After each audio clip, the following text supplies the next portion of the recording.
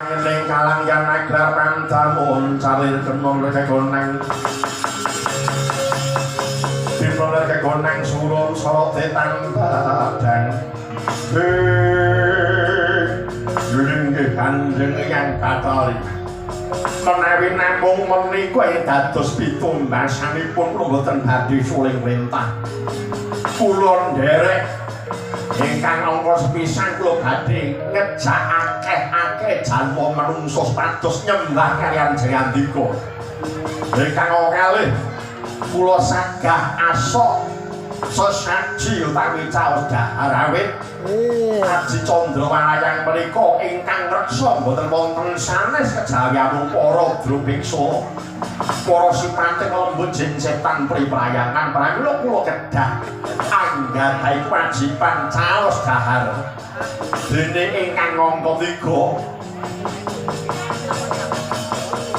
menawi pejah kula mboten wangsul wonten ngarsaning Gusti sing gawe jagat kula badhe minangka dados jangkeping Wadyabala jenjetan priprayangan kula nderek yen pancen kaya mengkurus madhep mantep sing dadi tekadmu ya nggih para coba wengakno telking jiwanira bakal sun mantep sun wisik wujude ngaji Candrawayang sanate gati syaga ing Giryada Sala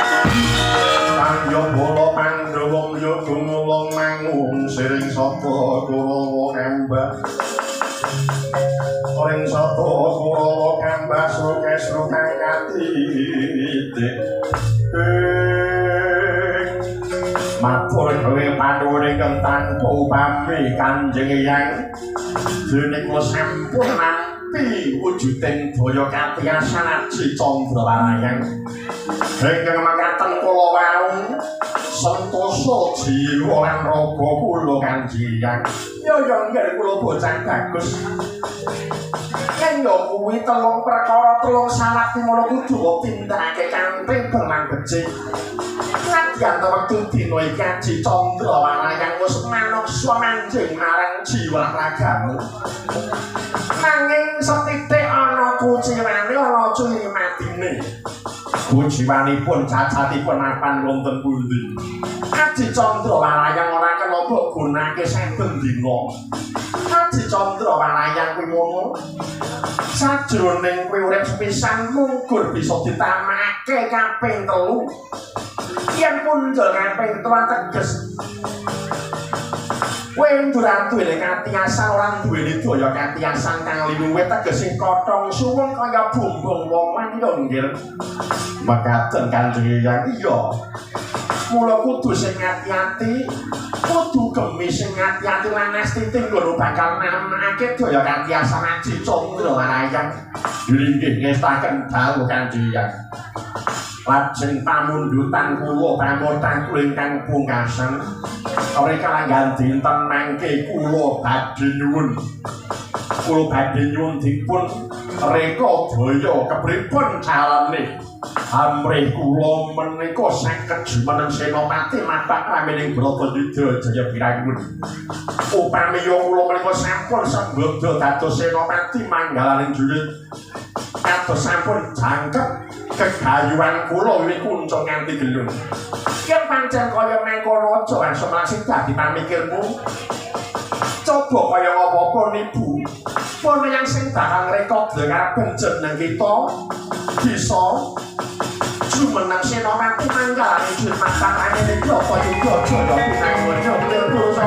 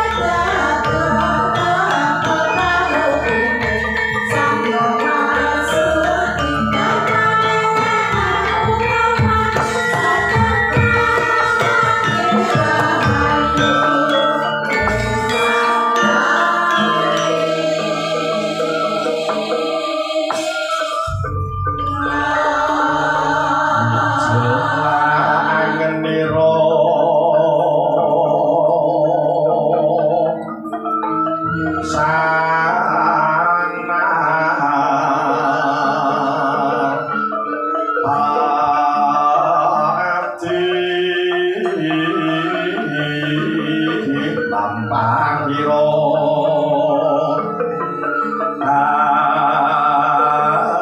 alon Srinate Indra menyosangking puri busana keprabon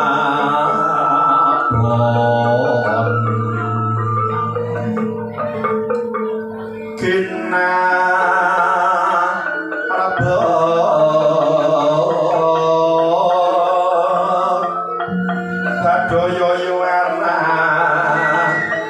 ira sang nata mangkinge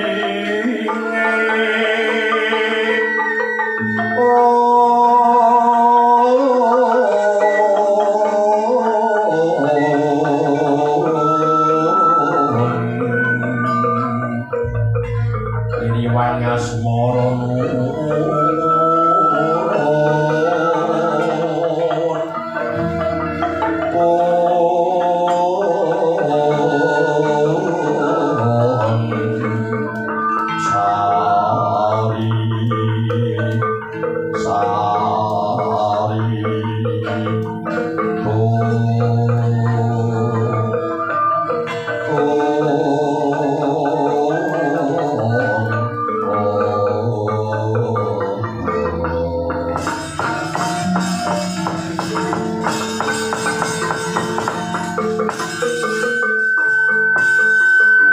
jagat Dewa Bathara, iya jagat Mangestunkara. Ya maksud marang dhewe uga kaya manma prekayuwanan ingsun. Nuwun mangke to mangke. Menawi boten lepas saking pandulu kuling rawuh wonten stinggil Binaturata negaring Ngastina.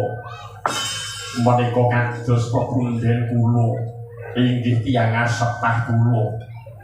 Kanjeng Hyang Resiwara Bisping Takondo sarawuh jengandika wonten stinggil Binaturata negaring Ngastina. Ingkang wayah kula ngaturaken pasegan panakrami mawantu-wantu kunjuk wonten ngarsa paduka Kanjeng Hyang jimat pepunden kula ing madya rada prating belahan. Ya jagat Dewa Bathara ya jagat Mangestunkara. Ya wangsa para dhewe uga ngayomana ing kayuwanan ingsun. Putu Prabu Somane Eyang Witangkandara stinggil Binaturata negara Ngastina Luwes Raharja Nirbaya Nirsangsaya kalih sapa ing Bebaya. Putu Prabu ngaturake sembah sungkem pangabekti tandha pengaji-aji kunjuk mengarsane Eyang Witangkandara wis tak apa ya Putu. Ora liwat puja pangestunipun Eyang tumuli gage tampan ana ngarsane Putu Prabu. Dugi Kanjeng Hyang gurawalan berkah pangestu paduka kula pundi wonten Mestaka. Kakalungaken wonten Jember meketing Mardaya mugi aminggono bawalesana. Mboten langkung kasengit cak langgen paduka pinarak lenggah wonten stinggil Binaturata negaring Ngastina rikala ganti ten samangke Hyang. Ya nggih Putu Prabu. Ora kurang kepenak anggonipun ingkang lenggah jajar ana ing stinggil Binaturata kene Putu. Hyang prasasat katiga jugrukan ukir sari kabladharan ing samudra Mabu. Awit rikala ganti ten samangke kula nampi rawuh paduka Kanjeng Hyang Risang Resiwara Bisma. Nang sedaya kula wonten kuciwanipun sawetawis. Anggir jikandika rawuh wonten negaring Ngastina dhateng papancacala sadèrèngipun. Upami paduka Kanjeng Hyang paring cacala sadèrèngipun ingkang wayah kula saged utusan gandheng sakembaran papak rawuh jikandika saking tapel wates ngantos dumugi setinggil Binaturata. Mboten nyawangaken menika estunipun ingkang wayah kula nedya nyawisaken Hermawar Kinario amiji yang paduka minangka tandha bekti kula dumateng tiyang asebat. Tandha bekti kula dumateng pepunden ing saklangkung kula bekteni yang ya jagat jiwa katur ya jagat nangis tunggu. Jebul kaya mangkene swargane wong tuwa kang darbe putu, kang darbe anak. Narendra Gembinatara senadyan ora tanane putu Prabu Duryudana wiwit pura madya nganti tumeka Wesana Nagara kasembadan. Bapa rasanipun yang persasat kadidene anguk-anguk ana nirwana jati kudu. Apa to darnane dene wektu dina samengko adasa pertapan Talkanda pune yang sowan ana ngarsane putu Prabu Stinggil Binaturata negara Ngastina. Ana sambung rapote lan lakon kanggo kepungkur dumrikalane pune kang nampa nawara kang dipun astani dening putu Prabu dene menggah surasane Kintaka. Kalumban dina samengko pune kang kaboyongan supaya marak ana ngarsane putu Prabu. Sangkala gagap burakapan rasaning penggalipun yang kinira yen to negara Ngastina kene ana pananmuka ing ngandhatengi.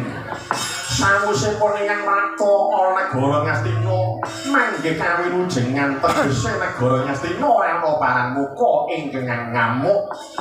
Mara coba matur kang kongsi pratite sapa wigatine dene kalunggan dina samengko putu Prabu nimbali sawanipun ingkang oleh Stinggil Binaturata negara Ngastina.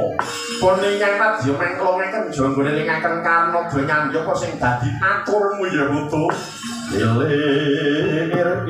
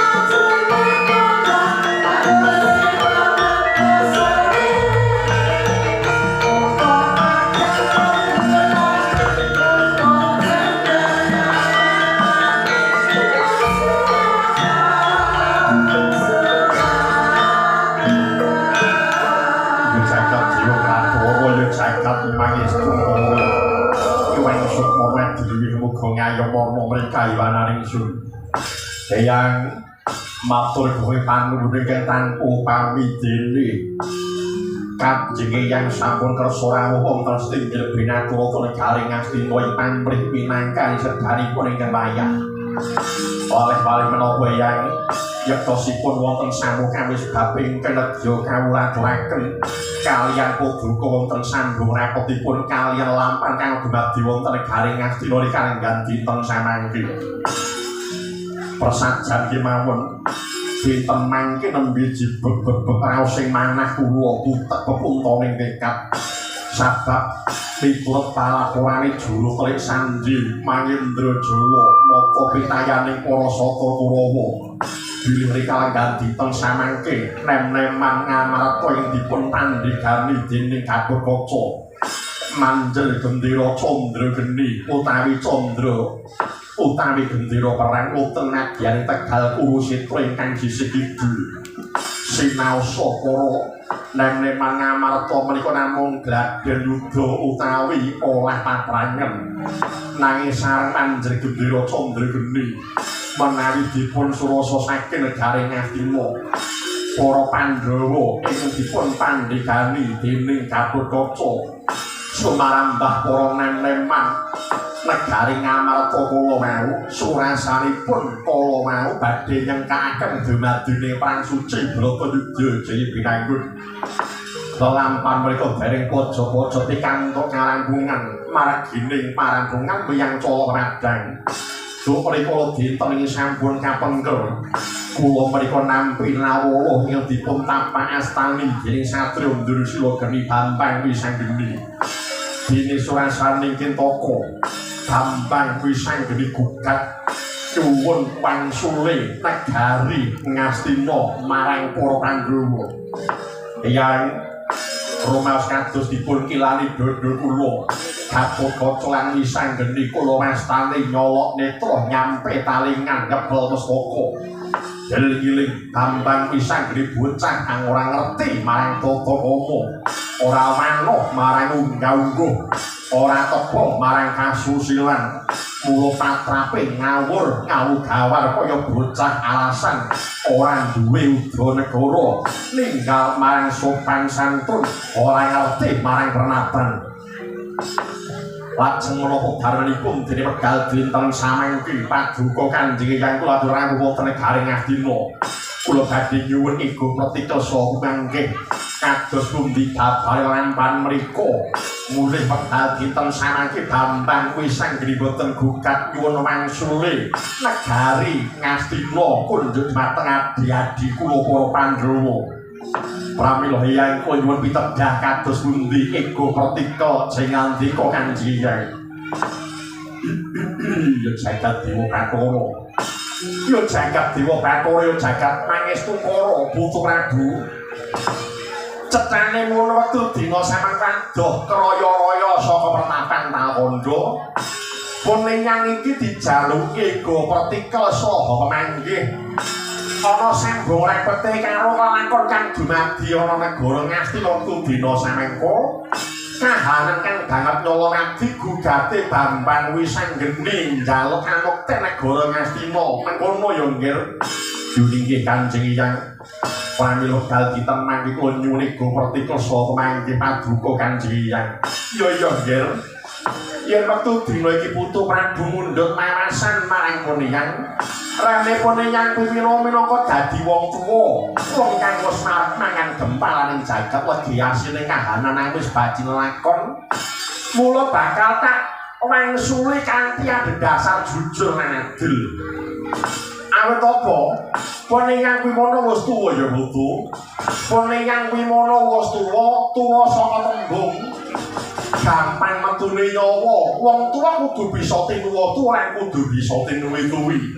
Tegese wong tuwa kuwi mono kudu bisa ameh sembur, lek ora sembur ya umur, lek ora umur ya pitutur. Mula akeh dadi wong tuwa kaya Puningan kuwi mono kudu ngati-ati tembung sak tembung kudu ditata. Salah-salah tindak tanduk tandang grayang kudu dipetung sing kanthi jangkep. Ora ngonggur kuwi ya Putu. Puningan kuwi jenejer minangka dadi brahmana. Puningan jenejer minangka dadi pendhita. Pendhita saka tembung dipundi lan ditata, sing dipundi ilmu batine, sing ditata sanadalane. Mula kang sapa iku kudu sing prayitna ngati-ati aja gawe serine wong liya, aja nganti natoni marang atine sasapa sing maneng urip. Putu tumrap lakon iki abot ewuhe pambudi sebab Pandhawa kuwi mono kadangku dhewe tegese putuku dhewe semono uga para sapa Kurawa uga wayahku dhewe. Nanging mestine Putu Prabu yen to ana lakon kaya mangkene kudu bisa mawas diri. Kudu bisa mulat salira hangrasa meni aku kuwi sapa, aku kuwi kudu kepiye, lan sing tak tindakake kaya ngapa kuwi kudune kaya mengkono. Apa Putu Prabu kuwi mono lali marang sejarah. Kok punjing lakon bisane Pandhawa lan Kurawa lan rukun kuwi ora liya aja bangun bumi warisan, bumi negara Ngastina kang satuhu dadi tinggalane wong tuwa. Ngeling marang sejarah kang wis nganti kelakon duk nalikane para Pandhawa lan Kurawa isih timur sejatine kang peneng nglungguhi bumi negara Ngastina ora liya aja bangun adi-adimu para Pandhawa. Nalika pamanmu Pandhu Dewanata kuwi seda negara Ngastina komplang merga wektu kuwi Pandhawa isih cilik, Pandhawa isih jabang.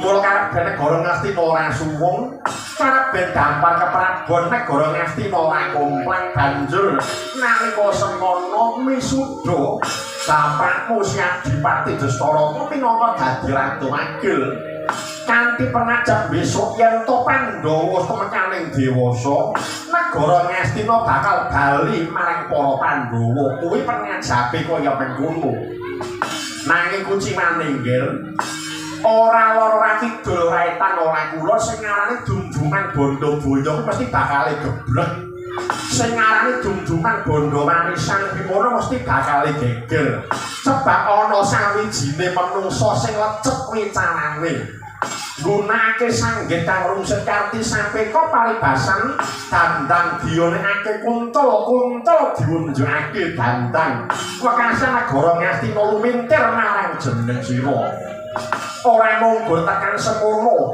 karepen para Pandhawa ora ngusik marang keprabon negara Ngastina ora jabel baline negara Ngastina marang para Pandhawa kahanane digawe tintring kahanane digawe ora rukun piye carane Pandhawa lan Kurawa kuwi bentak sirah piye carane Pandhawa lan Kurawa kuwi ora rukun yo bola bali saben papan panggonan nek ketekan wong sabrang saben papan panggonane ketekan wong kang julika wong sing seneng adu-adu wong sing seneng melu campur tangan melu nyampuri marang adeg-adeg negara kuwi mau mesti bakal bubrah mulung gel tumrap lakone iki sing genten tumeka sepene wae sing dakung Ngastina balekno menyang para Pandhawa katimbang mengko dumadi perang Bratayuda Jaya Pinanggun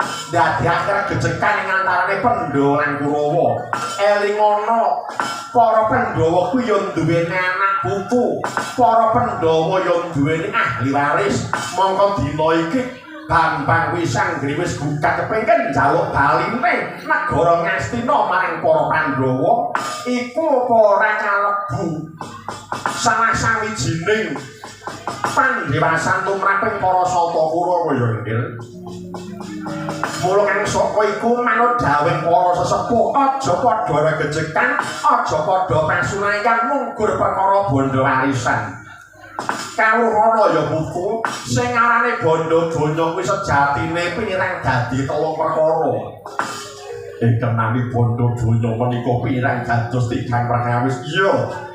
Menapa kemawon Kanjeng Hyang sepisan sinebut bondo alat kaping pindho sinebut bondo becat kaping telu sinebut bondo manfaat bondo alat bondo becat kalian bondo manfaat menika gancaripun wedharipun kados pundi sinebut bondo alat contoh sing gampang wae warisan tinggalane wong tuwa kang wis ora ana sing kudune kanggo bebrayan anak putu urip bisa rukun lan sentosa keluargane ning ana wong kang ora tanggung jawab nyuwil bondo warisan saperlu goleke mlenduke weteng klimis sing mandhe namun to ana kang tumindak kaya mengkono wong sing gelem culika nyuwil bondo warisan kang ora hak lan darbine upama sugih ora bakal berkahi mergo bondo warisan iku kalebu bondo alat kuwi kaya mengkono mekaten ya iya lajeng ingkang angka kalih ingkang angka loro sinebut bondo becat bondo becat menika tuladhanipun ngados pundi bondo becat kuwi nggone entuk bondo donya ora ngambah dalan sak mestine tuladhane seneng golek pesugihan seneng nyumpang memet nyantet korupsi nganake dhuwit contoh sing gampang wae ngutangi 50.000 nyaur 75.000 ngutangi 100.000 nyaur 150.000 ngutangi 300.000 nyaur 400.000 upama sing gelem tumindak kaya mengko sugih ora bakal berkahi mergo kuwi nggone entuk bondo donya ora didasari kon kanthi rasa pangibadah ning didasari munggur moyak marang hartaning hawa nafsu mekaten Kanjeng Hyang iya lajeng ingkang pungkasan sinebut bondo manfaat bondo manfaat menika tumadanipun ngados pundi nggone kok bondo donya ngambah dalan sak mestine ana paribasan sikil dinggo sirah dinggo sikil awan dinggo bengi dinggo awan ya senadyan to sawetara hasil ora sepira nanging metu saka kringete dhewe kanthi didasari rasa syukur nedha nrimo marang pangmasaning Gusti sing gawe jagat ya bakal ngulit daginge bakal berkahi merga iku rezeki utawa ganjaran sing wis diparingake Gusti marang manungsa mula ben urip mureng kaya lan ora mangsa syukurana apa sing dadi nikmate pangeran lan kowe rukuna marang adi-adimu para Pandhawa ngarep ben uripmu kuwi ngono barokah uripmu kuwi ora kebak marang rasa curiga ya Budu sawise kaya mengkono negara Ngastina balekna marang para Pandhawa kanthi adhedhasar perkara kuwi ngono kang tak pedarake ngandar-ngandarane bukur saka rumangsa kuwi iki mengko bakal Pandhawa nang Kurwa bakal rukun Budu kagiatri sang lapirang linanggul kinempit kemdedo sang retnaning bawana Yosito kang malangati Yosito kang malangati Yosito kang ngenos nyuwun pangapunten sinuwun Paman Patih Arya sing kene kados pundi mangke langkung rumiyin kula badhe sematur Mang Madi Majeng mriki lan kaipun paman